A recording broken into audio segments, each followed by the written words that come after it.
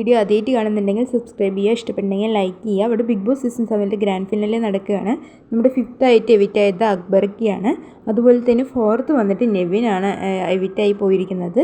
അത് കഴിഞ്ഞിട്ട് 3rd ഷാനവാസിക്കാണ്, അതായത് 2nd റണ്ണറപ്പോട് കൂടിയാണ് ഷാനവാസ് എവിക്റ്റായത്. അത് കഴിഞ്ഞിട്ട് അനീഷിനെയും അനുമോളിനെയും കൊണ്ടുവന്നു. അനുമോളാണ് ടൈറ്റിൽ വിന്നറായത്.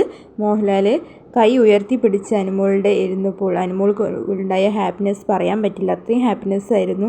അതുപോലെ തന്നെ പ്രേക്ഷകർക്ക് മുന്നിലും അതുപോലെ തന്നെ സുഹൃത്തുക്കളും മുന്നിലും ടൈറ്റിൽ വിന്നറെ പ്രഖ്യാപിച്ച് ലാലേട്ടൻ്റെ ഒപ്പം നിൽക്കാൻ പറ്റുന്നത് വളരെയധികം ഒരു ഹാപ്പിനെസ് ആയിട്ടുള്ള ഒരു കാര്യം തന്നെയാണ്. ആദിലി നൂറിക്കും സന്തോഷം ഇല്ലയെന്ന് തന്നെ പറയാം, ഷൈത്തിക്കും പ്രത്യേകിച്ചും. അതുപോലെ തന്നെ നമ്മുടെ ലക്ഷ്മി കട്ടയ്ക്ക് സപ്പോർട്ടാണ്, ലക്ഷ്മിയും മസ്താനിയും.